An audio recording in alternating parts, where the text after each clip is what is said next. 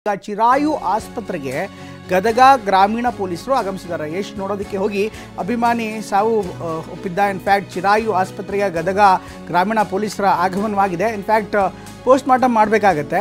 ಇದೇ ಒಂದು ಕಾರಣಕ್ಕೋಸ್ಕರ ಪೋಸ್ಟ್ ಮಾರ್ಟಮ್ಗೆ ನಿಖಿಲ್ ಮೃತದೇಹ ಶಿಫ್ಟ್ ಮಾಡಲಾಗಿದೆ. ಇನ್ನು ಚಿರಾಯು ಆಸ್ಪತ್ರೆಯಿಂದ ಜಿಮ್ಸ್ ಆಸ್ಪತ್ರೆಗೆ ಮೃತದೇಹವನ್ನು ರವಾನೆ ಮಾಡಲಾಗುತ್ತೆ. ಅದಾದ ಬಳಿಕ ಪೋಸ್ಟ್ ಮಾರ್ಟಮ್ ಆಗುತ್ತೆ. ಅಂತಿಮ ಪೋಸ್ಟ್ ಮಾರ್ಟಮ್ ವರದಿ ಬಂದ ಬಳಿಕ ಮುಂದಿನ ಕ್ರಮಗಳನ್ನು ಕೈಗೊಳ್ಳಲಾಗುತ್ತೆ. ಜಿಮ್ಸ್ನಲ್ಲಿ ನಡೆದಿರುವಂಥ ಪೋಸ್ಟ್ ಮಾರ್ಟಮ್. ಇನ್ನು ಯಶ್ ನೋಡಲು ಹೋಗಿ ಮೃತಪಟ್ಟಿದ್ದ ನಿನ್ನೆ ತಾನೇ ಏನು ಘಟನೆ ಆಯಿತು, ಇದರಿಂದ ದೊಡ್ಡ ಶಾಕಿಂಗ್ ಆಗಿದೆ. ಇನ್ಫ್ಯಾಕ್ಟ್ ಈ ಸುದ್ದಿ ಕೂಡ ಅವ್ರ ಕುಟುಂಬಸ್ಥರು ಕೂಡ ಅರಗಿಸ್ಕೊಳ್ಳೋದಕ್ಕೆ ಆಗ್ತಾರ. ನೋಡ್ತಾ ಇದ್ದಾರೆ ದೃಶ್ಯದಲ್ಲಿ. ನಿಜಕ್ಕೂ ಅವರೆಲ್ಲರೂ ಕೂಡ ಭಾವುಕರಾಗ್ತಾ ಇದ್ದಾರೆ, ಎಲ್ಲರೂ ಕೂಡ ಅಳ್ತಾ ಇದ್ದಾರೆ. ಯಾಕೆಂದರೆ ಮೊನ್ನೆ ತಾನೇ 3 ಅಭಿಮಾನಿಗಳು ಕಟೌಟ್ ಕಟ್ಟೋದಕ್ಕೆ ಹೋಗಿ ಸಾವನ್ನಪ್ಪಿದ್ರು. ಇನ್ನು ಈತ ಯಶನ್ನು ನೋಡಬೇಕು ಅಂತ ಹೋಗಿದ್ದ, ಆದರೆ ವಾಪಸ್ ಮತ್ತೆ ಮನೆಗೆ ತಿರುಗಿ ಬರಲೇ ಇಲ್ಲ. ಯಾಕೆಂದರೆ ಅಪಘಾತ ಆಯಿತು. ಪೊಲೀಸ್ ವಾಹನಕ್ಕೆ ಡಿಕ್ಕಿ ಹೊಡೆದಂಥ ಪರಿಣಾಮ ಆತ ಗಂಭೀರ ಗಾಯಗಳಾಯಿತು. ಆಸ್ಪತ್ರೆಯಲ್ಲಿ ಚಿಕಿತ್ಸೆ ಫಲಕಾರಿಯಾಗಿದೆ, ಸಾವನ್ನಪ್ಪಿದ್ದಾರೆ. ಈಗ ನಿಖಿಲ್ ದಾಮೋದರ್ ಮೆರಾಬುಲ್ ಗುಲಾಬಿ ಬೆಳೆದು ಅರ್ಧ ಎಕರೆಯಲ್ಲಿ 6 ಲಕ್ಷ ಲಾಭ ಗಳಿಸ್ತಿದ್ದಾರೆ. ನೀವು ಕೂಡ ಅವರಿಂದ ಕಲಿಬೇಕಾ? ಅವ್ರ ಜೊತೆ ವಿಡಿಯೋ ಕಾಲ್ನಲ್ಲಿ ಮಾತಾಡಬೇಕಾ? ಈಗಲೇ ಫ್ರೀಡಮ್ ಆ್ಯಪ್ ಡೌನ್ಲೋಡ್ ಮಾಡಿ. ಮೃತದೇಹ ಏನಿದೆ ಅದನ್ನು ಖಾಸಗಿ ಆಸ್ಪತ್ರೆಯಿಂದ ಜಿಮ್ಸ್ ಆಸ್ಪತ್ರೆ, ಗದಗದ ಜಿಮ್ಸ್ ಆಸ್ಪತ್ರೆ ಇದೆ, ಅಲ್ಲಿ ಸ್ಥಳಾಂತರ ಮಾಡಲಾಗಿದೆ. ಅಲ್ಲಿ ಪೋಸ್ಟ್ ಮಾರ್ಟಮ್ ಮಾಡಿದ ಬಳಿಕ ಮುಂದಿನ ವಿಧಿವಿಧಾನಕ್ಕೆ ಮೃತದೇಹವನ್ನು ಕುಟುಂಬಸ್ಥರಿಗೆ ಶಿಫ್ಟ್ ಮಾಡುವಂಥ ಸಾಧ್ಯತೆ ಇರುತ್ತೆ.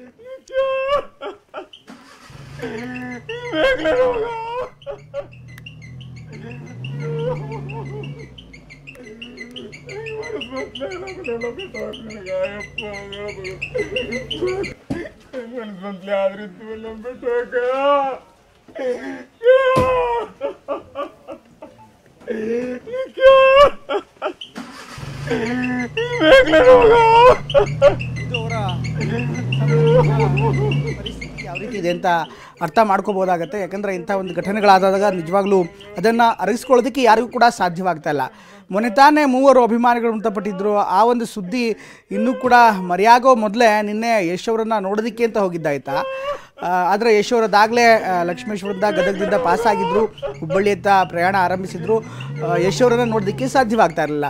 ಆದರೆ ಬಹುಶಃ ವಾಪಸ್ ಬರಬೇಕಾದ್ರೂ ಅಥವಾ ಅಲ್ಲಿಂದ ಇನ್ನೊಂದೆಡೆಗೆ ತೆರಳಬೇಕಾದ್ರೆ ಪೊಲೀಸ್ ವಾಹನಕ್ಕೆ ಅವತ್ತಿನ ಬೈಕ್ ಡಿಕ್ಕಿ ಆಗಿದೆ. ತುರಂತ ನೋಡಿ ಆತ ಹೆಲ್ಮೆಟ್ ಕೂಡ ಹಾಕ್ಕೊಂಡಿರಲಿಲ್ಲ. ಬಹುಶಃ ಹೆಲ್ಮೆಟ್ ಧರಿಸಿದ್ರೆ ಈ ರೀತಿ ಅಪಘಾತ ಆಗಿದ್ದರೂ ಕೂಡ ಆತ ಬದುಕಿ ಉಳಿಯುವಂಥ ಸಾಧ್ಯತೆ ಹೆಚ್ಚಿರ್ತಾಯಿತ್ತು. ಆದರೆ ಈಗ ಚಿಕಿತ್ಸೆ ಫಲಕಾರಿಯಾಗಿದೆ. ಆಕ್ಸಿಡೆಂಟ್ ಬಳಿಕ ಚಿಕಿತ್ಸೆ ಫಲಕಾರಿಯಾಗಿದೆ. ಮೃತಪಟ್ಟಿರೋ ಬಗ್ಗೆ ಮಾಹಿತಿ ಲಭ್ಯವಾಗ್ತಾ ಇದೆ. ಇನ್ನು ಅವರ ಕುಟುಂಬಸ್ಥರ ಆಕ್ರಂದನ ಮುಗಿಲು ಮುಡ್ತಾ ಇದೆ. ಯಾಕೆಂದರೆ ಸಹಜವಾಗಿಯೇ ಅವರಿಗೂ ಕೂಡ ಬೇಸರ ಇದ್ದೇ ಇರುತ್ತೆ. ಇನ್ನು 20 ವರ್ಷದ ನಿಖಿಲ್ ಯಶ್ ಅಪ್ಪಟ ಅಭಿಮಾನಿಯಾಗಿದ್ದ ಆತ.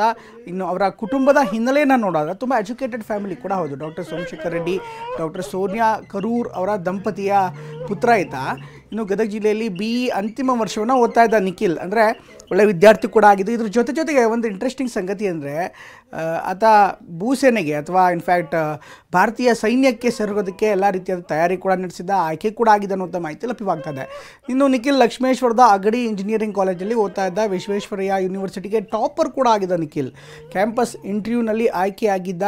ಅದಾದ ಬಳಿಕ ಇಂಥ ಒಂದು ಘಟನೆ ನಡೆದಿದೆ. ಈ ಘಟನೆ ಅವರ ಕುಟುಂಬಸ್ಥರಿಗೆ ಅರಿಸ್ಕೊಳ್ಳೋದಕ್ಕೆ ಸಾಧ್ಯ ಆಗ್ತಾಯಿಲ್ಲ. ಭಾರತೀಯ ಸೇನಾಪಡೆಗೂ ಕೂಡ ಆತ ಆಯ್ಕೆಯಾಗಿದ್ದ. ಅಂದರೆ ಆತ ನಿಜಕ್ಕೂ ಕೂಡ ಒಂದು ವಿಶೇಷವಾದಂಥ ಪ್ರತಿಭೆ ಹೊಂದಿದ್ದ. ಆದರೆ ಟ್ಯಾಟು ಹಾಕಿಸ್ಕೊಂಡಿದ್ದಕ್ಕೆ ಕೊನೆ ಕ್ಷಣದಲ್ಲಿ ರಿಜೆಕ್ಟ್ ಆಗಿತ್ತು ಅನ್ನುವಂಥ ಮಾಹಿತಿ ಕೂಡ ಲಭ್ಯವಾಗ್ತಾ ಇದೆ. ಅಂದರೆ ಆತ ಟ್ಯಾಟು ಹಾಕಿಸ್ಕೊಂಡಿದ್ದ. ಹೀಗಾಗಿ ಸೇನೆಯಲ್ಲಿ ಇದೆಲ್ಲವನ್ನೂ ಕೂಡ ಈ ರೀತಿಯಾದಂಥ ಟ್ಯಾಟುಗಳನ್ನು ಯಾರು ಕೂಡ ಅಕ್ಸೆಪ್ಟ್ ಮಾಡಲ್ಲ. ಈ ಕಾರಣಕ್ಕೋಸ್ಕರ ರಿಜೆಕ್ಟ್ ಆಗಿದ್ದ. ಆದರೆ ಆ ಕುಟುಂಬದ ಮೊದಲ ಮಗ, ಅವನನ್ನು ಕಳೆದುಕೊಂಡಂಥ ಕುಟುಂಬಸ್ಥರೇನಿದ್ದಾರೆ ಅವರೀಗ ಶೋಕದಲ್ಲಿದ್ದಾರೆ. ಈ ಬಗ್ಗೆ ಇನ್ನಷ್ಟು ಹೆಚ್ಚಿನ ಮಾಹಿತಿಯನ್ನು ಪಡೆಯೋಣ. ನಮ್ಮ ಪ್ರತಿನಿಧಿ ಸಂಜೀವ್ ಪಾಂಡ್ರೆ ನೇರವಾಗಿ ಸಂಪರ್ಕದಲ್ಲಿ ಜಾಯ್ನ್ ಆಗ್ತದೆ. ಸಂಜೀವ್, ಇದೆಲ್ಲವನ್ನು ಕೂಡ ಗಮನಿಸ್ತಾ ಇದ್ದರೆ ನಿನ್ನೆ ಆದಂಥ ಘಟನೆ ಏನಿದೆ ಅದನ್ನು ಅವ್ರ ಕುಟುಂಬದವರು ಕೂಡ ಅರಗಿಸ್ಕೊಳ್ಳೋದಕ್ಕೆ ಸಹಜವಾಗಿ ಸಾಧ್ಯವಾಗ್ತಾ ಇಲ್ಲ. ಇನ್ನು ಘಟನಾ ಸ್ಥಳದಲ್ಲಿ ನೀವಿದ್ದೀರಿ, ಯಾವ ರೀತಿ ಘಟನೆ ಆಯಿತು ಅದನ್ನು ಸ್ವಲ್ಪ ಕಟ್ಕೊಡ್ಬೋದಾ?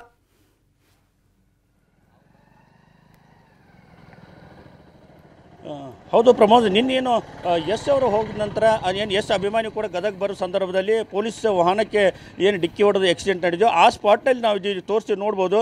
ಇದು ಗದಗ ನಗರದ ಹೊರವಲಯದಲ್ಲಿರುವಂಥ ಸ್ಪಾಟು.